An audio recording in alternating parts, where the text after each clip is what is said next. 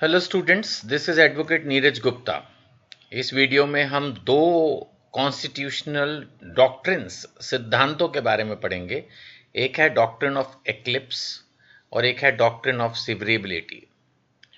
जहाँ तक doctrine of eclipse का सवाल है, ये कुछ ही क्वेश्चंस पहले मैंने कराया है आपको। प्री कॉन्स्टिट्यूशनल लॉज में आपको याद होगा हमने पढ़ा था कि अगर कोई भी ऐसा कानून है जो प्री कॉन्स्टिट्यूशनल यानी 1950 में जब हमारा कॉन्स्टिट्यूशन इंडिया में अप्लाई हुआ, उससे पहले वो एक वैलिड लॉ था, लेकिन अब फंडामेंटल राइट्स को वायलेट कर रहा है, तो फिर जब तक वो इनकंसिस्टेंसी खत्म नहीं की जाती उस कानून की, तब तक वो पर्दे में रहेगा, डॉर्मेंट स्लीपिंग मोड में रहेगा। हाँ, अगर उसको आप ठीक कर दोगे तो वो फिर से जिंदा हो जाएगा। तो ये था डॉक्ट्रिन ऑफ एक्लिप्स, ये हमने पढ़ाया भी है आपको, और इसलिए मैं इसको बिल्कुल भी रिपीट नहीं कर रहा हूँ क्योंकि कुछ भी नया नहीं है इसमें। ये हमने Bhikaji Narayan Dhakras versus state of Madhya Pradesh का केस भी डिस्कस किया था, आपको अच्छे से याद होगा। लेकिन इसमें एक पॉइंट है, और वो ये कि अगर कोई पोस्ट कॉन्स्टिट्यूशनल लॉ में ये सेम बात आ रही है कि आज की तारीख में, यानी जब कॉन्स्टिट्यूशन 1950 में एप्लीकेबल हो चुका, उसके बाद कोई ऐसा कानून आए जो कि फंडामेंटल राइट को वायलेट कर रहा हो, तो क्या उस पर भी डॉक्ट्रिन ऑफ एक्लिप्स लगेगा?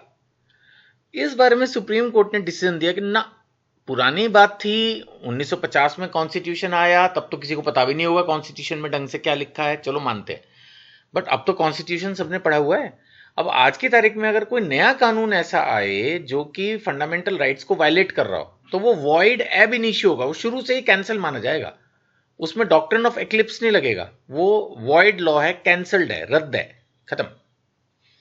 तो ये भी एक इंपॉर्टेंट डिसीजन है, Deepchand versus state of Uttar Pradesh. इसके अंदर ये डिसीजन लिया गया जो मैंने भी आपको बताया कि पोस्ट कॉन्स्टिट्यूशनल 1950 में 26 जनवरी को जब हमारा कॉन्स्टिट्यूशन एप्लीकेबल हुआ, अगर उसके बाद कोई लॉ आए which is conflicting with fundamental rights, तो इसमें इन्होंने कहा the court held that post constitutional laws violating fundamental rights, अगर कोई ऐसा कानून है जो बाद में आया है, तो ये है वॉइड एब इनिशियो। ये टर्म आपको मेरे ख्याल से क्लियर ही होगी कि जो शुरू से ही कैंसल्ड माना जाएगा, फिर उसको वो फिर नहीं हो सकता, and it can not be revived.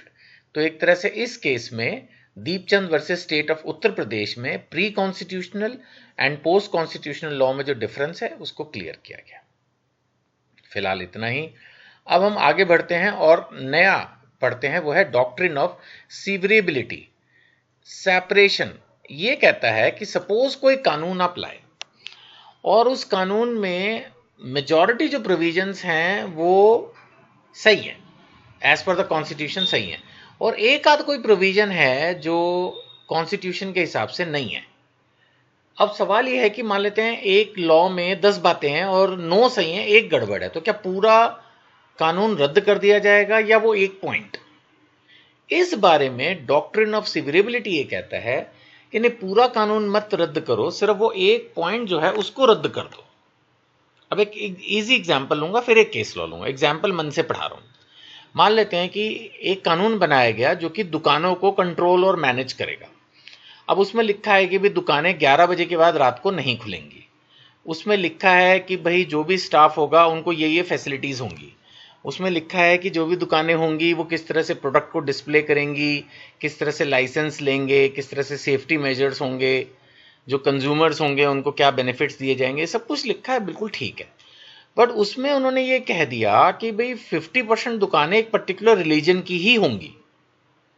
ये क्या बात हुई?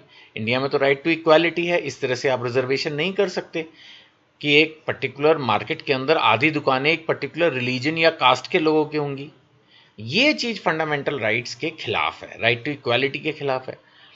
तो अब बाकी का सारा कानून जो है वो वैलिड रहेगा, सिर्फ उसका वो एक पॉइंट जो कि वायलेट कर रहा है फंडामेंटल राइट को, राइट टू इक्वालिटी को, वो हट जाएगा उसमें से। मतलब एक तरह से वो रिडंडेंट रहेगा वो provision, and doctrine of severability को यूज करके बाकी का law as it is applicable रहेगा। ये मतलब है डॉक्ट्रिन ऑफ सिवरेबिलिटी का।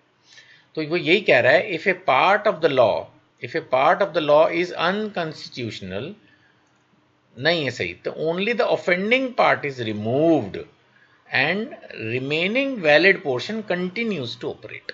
जो मैंने भी आपको समझा दिया है मेन मुद्दे की बात। Entire law is not struck down, पूरा कानून नहीं खत्म कर देंगे, only the invalid part will B.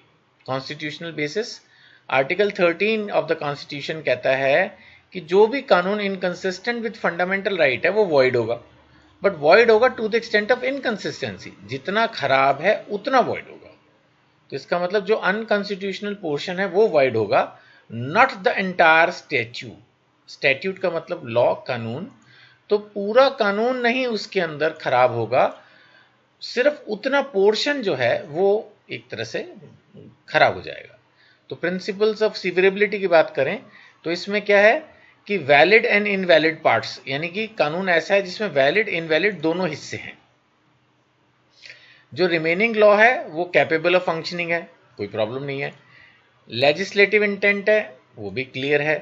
So if the valid and invalid अलग नहीं किए जा सकते, फिर तो मतलब मेनली अगर उसी सारी बात के बारे में ही कानून बनाया है, अब जैसे मान लेते हैं कि ये कानून बनाया इसी हिसाब से गया, मैं अपने एग्जाम्पल को आगे कंटिन्यू करूं कि एक पर्टिकुलर कास्ट के लोगों की ही दुकानें खोली जाएंगी, दूसरे धर्म के लोगों को अलाउड नहीं होगा, फिर आप उसमें कुछ भी अच्छी बातें करते रहो। अगर मेन एम ही एक पर्टिकुलर रिलीजन को प्रमोट करने का है और उसी से रिलेटेड बाकी की बातें भी लिखी हैं, तो फिर वो तो फिर मेन इंटेंट ही वही थी, तो फिर वो तो फिर कानून ही रद्द करना पड़ेगा।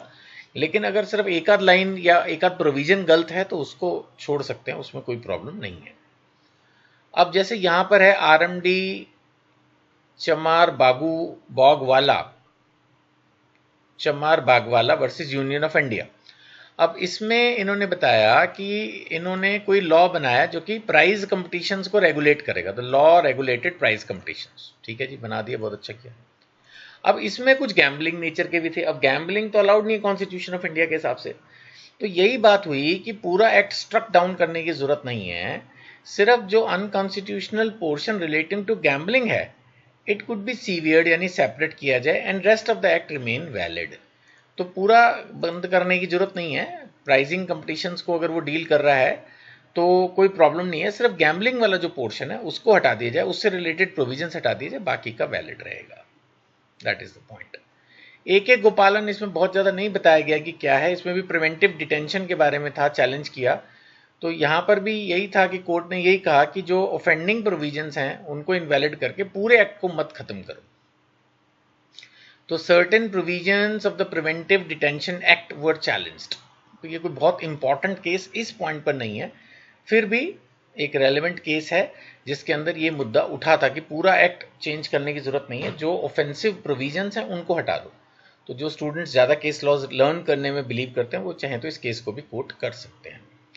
इसकी इंपॉर्टेंस ये है कि कोई भी कानून अननेसेसरी इनवैलिडेट नहीं हो पाएगा, ये नहीं कि कानून बना और उसको बस बंद कर दो उठा के, लेकिन लेजिस्लेटिव इंटेंट जरूरी है प्रोटेक्टिंग द फंडामेंटल राइट्स, तो वो चीज़ भी ठीक है। So it plays a crucial role in constitutional interpretation by balancing the supremacy of fundamental rights with the continuity of laws. Balancing की बात हमेशा हम पढ़ते रहे हैं।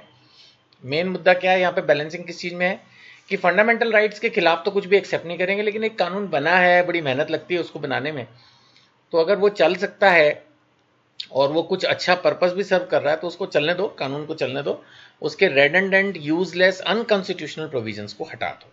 दैट इज द पॉइंट, ठीक है जी। So I hope the question is clear. फिर भी कोई डाउट है तो इन नंबर्स पर आप मेरे से पूछ सकते हैं, यूट्यूब पर भी कमेंट के रूप में लिख सकते हैं अपने क्वेश्चंस, मैं आंसर कर दूंगा। जिस बुक से पढ़ा रहा हूँ इसको नॉमिनल प्राइस पे खरीदना है तो आप ये नंबर दिए, इन पर आप कॉन्टैक्ट कर सकते हैं। मेरा एक व्हाट्सएप चैनल भी है एनजीपी लॉ कॉलेज नाम से, उसमें मैं university announcements and latest changes देता हूँ, उसको भी आप कनेक्ट कर लीजिए। Thank you.